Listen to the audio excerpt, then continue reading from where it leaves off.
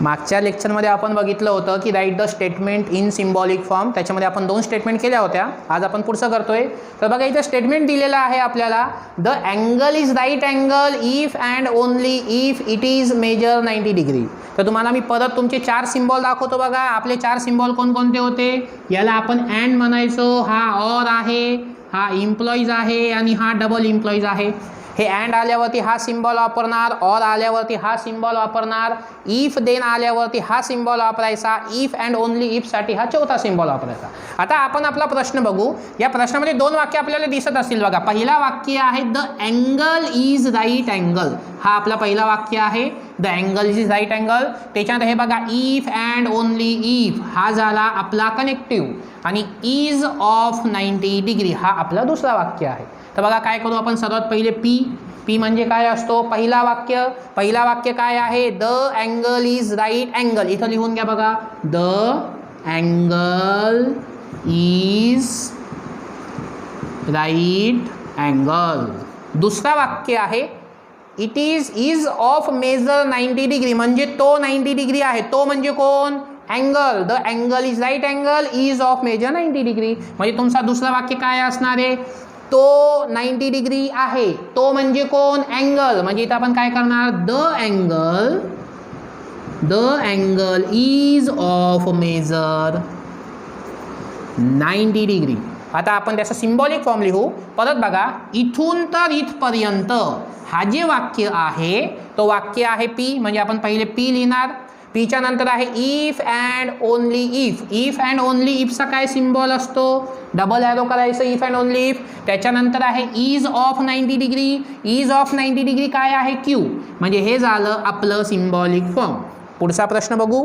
Angle is neither acute nor obtuse. Neither acute nor obtuse म्हणजे काय, neither म्हणजे हे नॉटचा एक स्वरूप असतो. तर बघा आपण 2 वाक्य लिहितोय. पहिला वाक्य, दुसरा वाक्य. अँगल इज ॲक्यूट हे नायदर म्हणजे नॉटचा स्वरूप असतो, त्याला काढून टाका. इथं काय लिहिणार बघा, angle is acute nor obtuse. Obtuse कोण, अँगल. म्हणजे इथं आपण काय करणार बघा, अँगल इज ऑप्ट्यूस. आता सिम्बॉलिक फॉर्म लिहायचं, थोडंसं विशेष लक्ष द्या या प्रश्नावरती. 2 नवीन वाक्य आलेले आपल्यासाठी इथं. तर हा जे नायदर आहे, त्याच्या याचा अर्थ असतो नॉट. तर आपण बघा काय करणार, अँगल इज ॲक्यूट. पहिले एवढंच विचार करा बरं का, अँगल इज ॲक्यूट. त्याच्यासाठी तुम्ही पी लिहिलं, अँगल इज ॲक्यूट. पण तुमच्या प्रश्नामध्ये नायदर याचा अर्थ नॉट असतो. नॉटचा सिम्बॉल आहे असा, हा नॉटचा सिम्बॉल आहे. म्हणजे आता हे झालं angle is not acute. Neither acute म्हणजे नॉट ॲक्यूट, म्हणजे अँगल इज नॉट ॲक्यूट. त्याच्यानंतर नॉर आहे. तुम्ही इंग्लिश ग्रामरमध्ये बघितलं असेल, नॉरचा अर्थ काय असतो, नॉट आणि ऑर. तर आपण काय करू बघा, नॉर ऑप्ट्यूस म्हणजे हे ऑर लावलं मी, ऑर.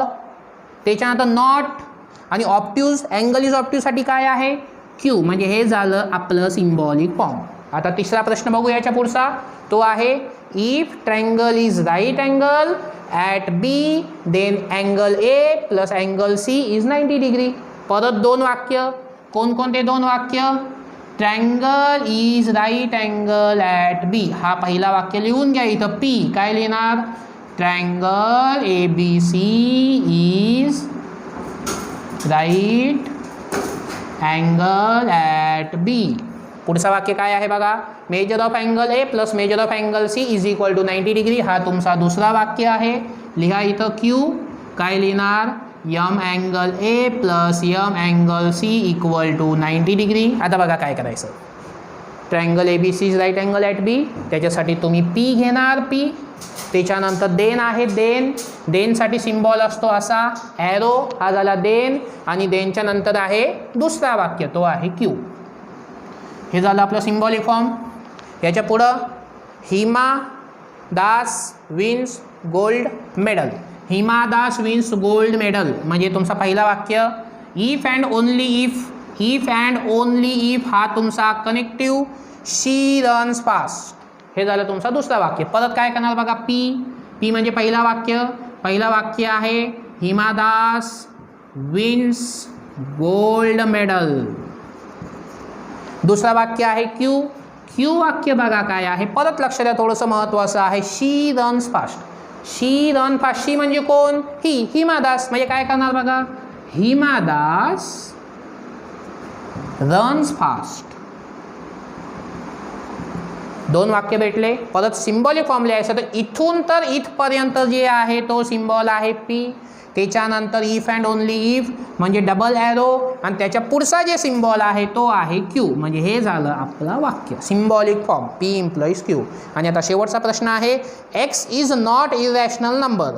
आता एक लक्षात ठेवा, जेव्हा पण नॉट येतो तो नॉट कधीही स्टेटमेंटमध्ये घ्यायचा नसतो, तो सिम्बॉलमध्ये घ्यायचा असतो.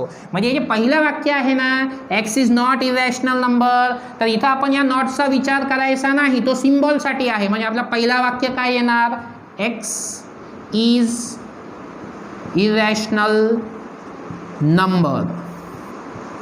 हा बट म्हणजे दोन वाक्याला जॉईंट करणार आहे, याला सोडून द्या. पुढं काय आहे, is a square of integer. Is म्हणजे कोण, एक्स. म्हणजे दुसरा वाक्य काय लिहिणार बघा, is a square of integer. म्हणजे काय लिहिणार, x is square of integer. आता आपण सिम्बॉलिक फॉर्म लिहू, तर परत वाक्य बघा, x is not irrational number. आपल्याकडं आहे एक्स इज इरॅशनल नंबर. मग मी पहिले पी लिहून घेतला, याचा अर्थ काय झालं, एक्स इज इरॅशनल नंबर. आपल्याकडं नॉट आहे म्हणजे आपण इथं नॉटचा सिम्बॉल टाकू.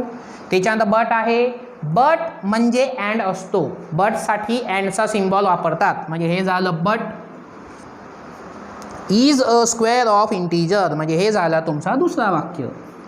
म्हणजे हे आहे आपला सिम्बॉलिक फॉर्म. म्हणजे या प्रश्नामध्ये आज आपण एक नवीन गोष्ट बघितली, आणि ती नवीन गोष्ट म्हणजे अशी की जे बट असतो, बटला आपण अँडचा सिम्बॉल वापरतो, बट इक्वल्स टू अँड. आणि याच्या व्यतिरिक्त जेव्हा कॉमा असेल, कॉमा, हे बटला आपण अँडचा सिम्बॉल वापरला, आणि जेव्हा कॉमा असेल, कॉमाचा अर्थसुद्धा अँडच असतो. म्हणजे कधी कधी वाक्यात कॉमा असेल, कधी कधी बट असेल, आणि कधी कधी अँड असेल. या तिघांसाठी तुम्हाला हा सिम्बॉल वापरायचा आहे. पुढचा प्रश्न आता आपण उद्या करू. ओके.